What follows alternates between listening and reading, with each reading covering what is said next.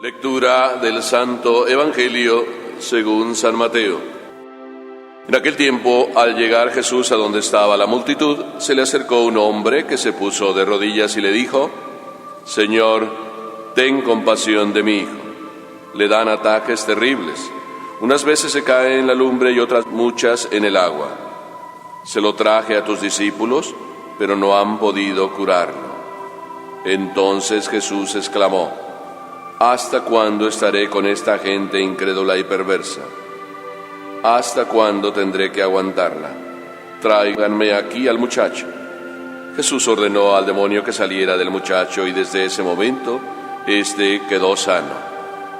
Después, al quedarse solos con Jesús, los discípulos le preguntaron por qué nosotros no pudimos echar fuera a ese demonio.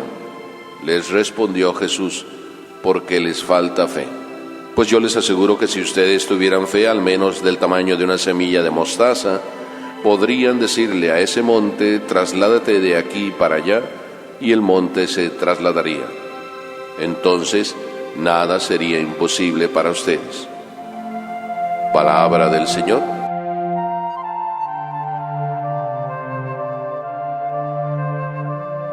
Había un señor que padecía una grande enfermedad, ya muchos años enfermo. A este señor sí le dolía pues todo: las manos, los pies, problemas de migraña, problemas de todo. Así es que le hizo una promesa a la Virgen. Quedó de llegar a la villa de Guadalupe a visitar a la Virgen una milla de rodillas y sin toallas, sin alfombras, sin nada, tal cual, a rodilla pelona. Así es que cuando empezó a recorrer su milla, pues ya se imaginan ustedes lo que empezó a pasar. Los primeros momentos eran fáciles, pero después ya el calor, las raspaditas de las piedritas que siempre hay en el piso, aquella rodilla empezó a pelarse. Añadiéndose al dolor de la rodilla estaban los comentarios: mira ese loco, podría pedir las cosas o hacer las cosas de otra manera, un fanático. Uno de esos más credulones de hoy que creen que con hacer esas cosas ya se va a solucionar todo. Así de que iban golpeando todos esos comentarios en su corazón mientras él iba recorriendo metro a metro aquel camino para llegar a la villa. Cuando llegó, pues lógicamente sus rodillas estaban todas sangrando. Pero ese loco, ese fanático, gracias a sus rodillas y a su fe, consiguió su sanación. ¿Cuántos de nosotros a lo mejor recorremos nuestra vida haciendo comentarios sobre otros? ¿O cuántos de nosotros a lo mejor recibimos comentarios de otros?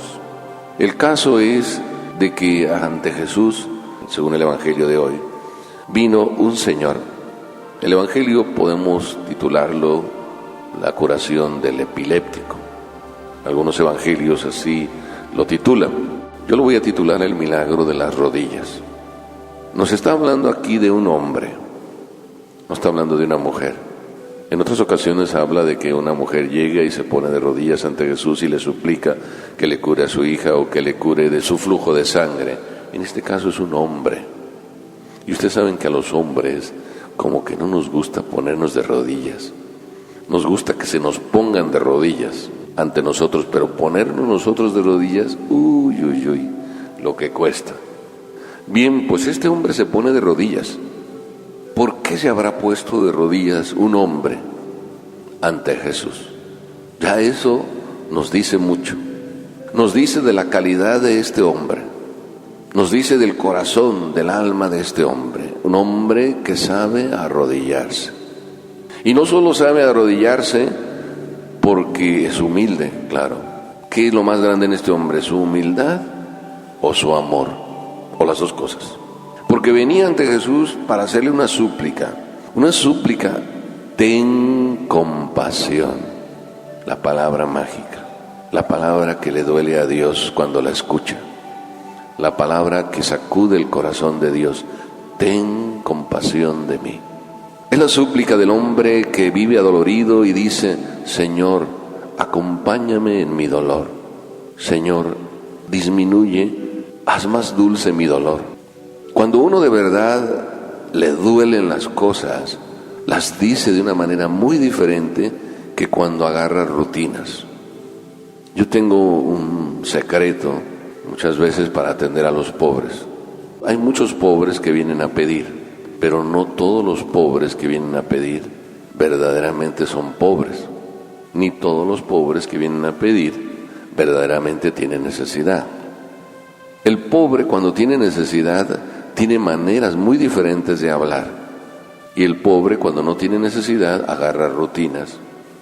Inclusive agarra rutinas con frases bonitas. ¿Me da una limosnita por el amor de Dios? ¿Me da una limosnita por el amor de Dios? ¿Me da una limosnita por el amor de Dios? ¿No oyen esas letanías? ¿Me da una limosnita por el amor de Dios? Ahí no hay ni necesidad de limosnita, ni amor a Dios. Hay corazones que se conmueven, pero el que viene así diciendo no tiene realmente necesidad. Pero el que viene y te dice, ¿me podría dar algo para comer? No importa lo que tenga, llevo 2 días sin comer. Y nunca lo que le das te lo tira. Porque las personas que no tienen necesidad, pues te tiran lo que les das. O en tu propia cara, o detrás. Bien, pues este vino, ten compasión de mí. ¿Cómo no iba a pedir compasión del Señor si su hijo, aquí él dice lo que pasaba con su hijo, le dan no solo ataques de epilepsia, que eso podía ser algo que pase, pero eso de que se lanza en esos ataques al agua y seguramente ya casi se le habrá ahogado más de alguna vez, y eso de que se tira al fuego y casi ya se le ha quemado muchas veces, a eso duele. Por tanto, este hombre ha sufrido por sacar adelante este hijo.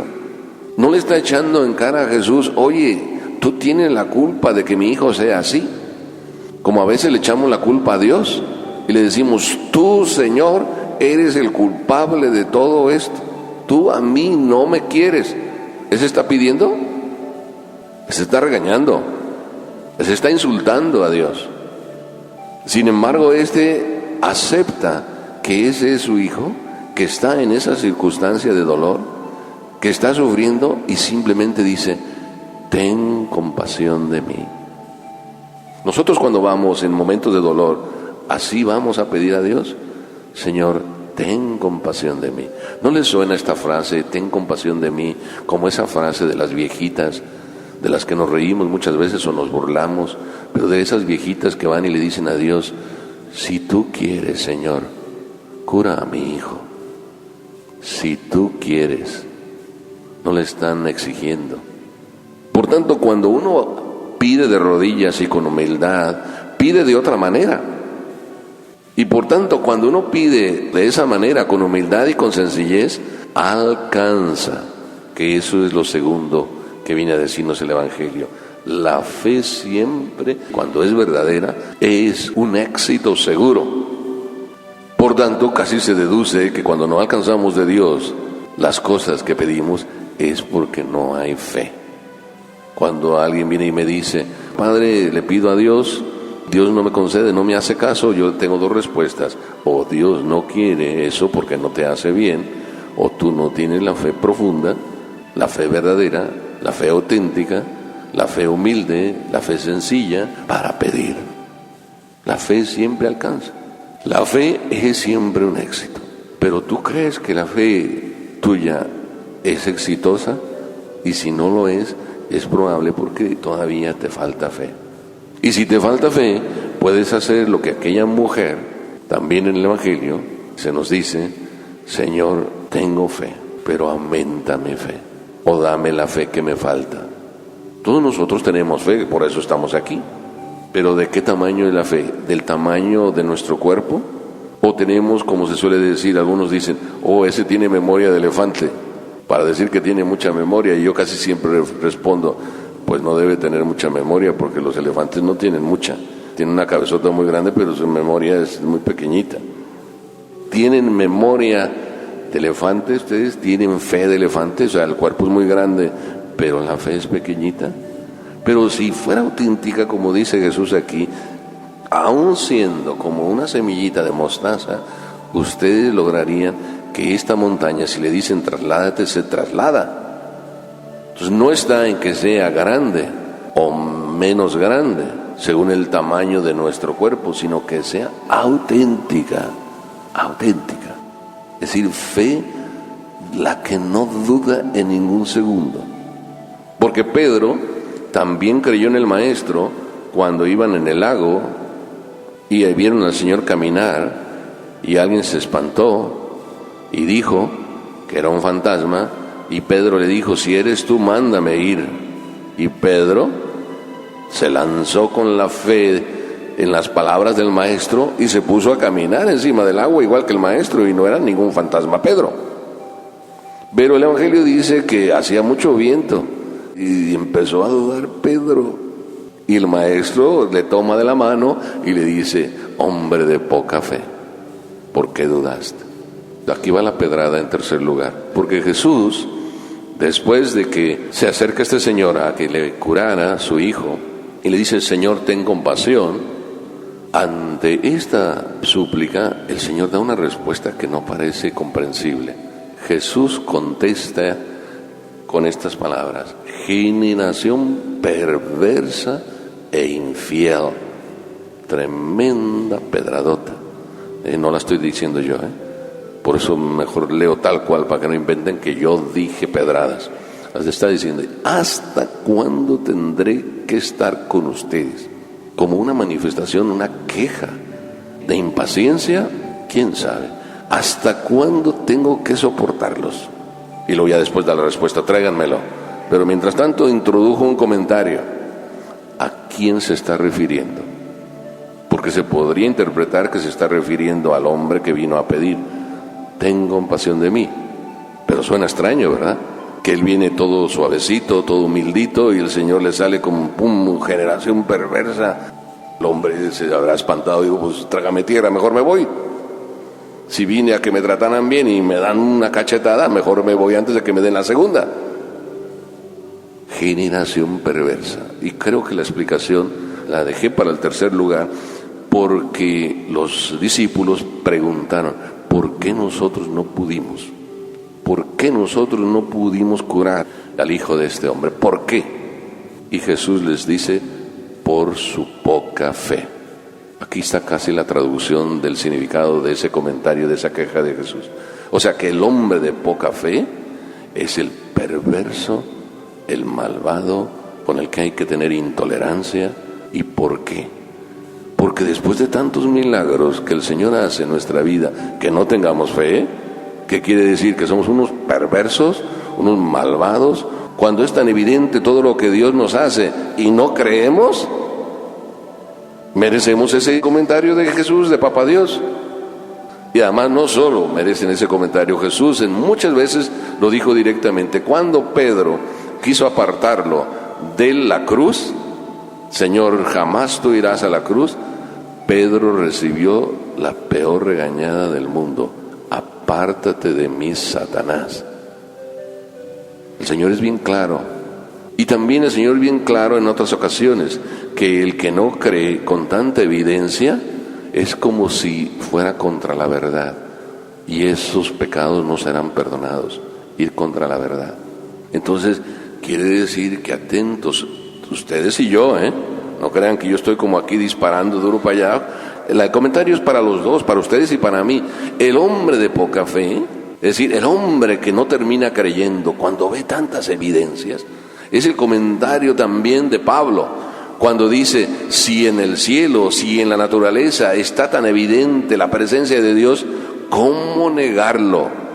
Si vemos tantos milagros en nuestra vida, en la de ustedes, en la de cada uno, analice su vida, repase la historia de su vida, y les aseguro que en la vida de ustedes hay continuos milagros.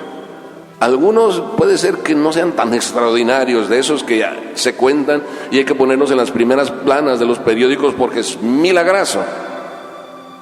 Pero es que, por ejemplo, el milagroso, muchas veces de que ustedes ni tenían pensado confesarse, y además ya estaban renegados de confesarse, que nunca se iban a confesar, porque los padres son unos sinvergüenzas. Esos comentarios a veces salen, y de repente ustedes, los muy humilditos, cruzan la puerta del confesionario y entran ahí, y la esposa se queda: Oh, ¿qué pasó? Se lo he dicho 1000 veces y hoy que no le he dicho nada. ¿Eso no es un milagro? Nadie insistió, fuiste tú solo. El milagro de tu propia salud, ¿no es un milagro? Con tantos bichos raros que estás respirando todos los días, ¿y tú estás sana o sano?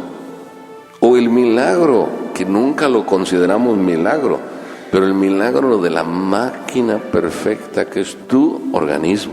Cómo el aire que tú respiras llega entrando por la nariz hasta el último dedo gordo de tus pies y oxigena todo tu cuerpo. El misterio del milagro de la máquina más perfecta. Es tan perfecta, tú eres una máquina creada por Dios, original. No hay réplicas. Cada uno de nosotros es creado original. Y si después de vivir eso todavía te atreves a decir que Dios no existe, oye, tapado estás, tapado de mente. Y si, como decíamos ayer, Dios no existe y se le ocurrió al Yuri Gagarin, después de salir al espacio, el primer hombre que entró en el espacio, y después de estar allá en el espacio, dijo, fui allá arriba y no vi a Dios, pues tapado de mente. Porque ir arriba y después de ver las maravillas de las estrellas y no descubrir a Dios, tapado de corazón. Por eso es importante descubrir que la fe, aunque sea como un granito de mostaza, conservémosla. Es el mayor de los regalos que Dios nos ha dado. Los hombres de fe siempre viven alegres. Esa es nuestra vida. Amén.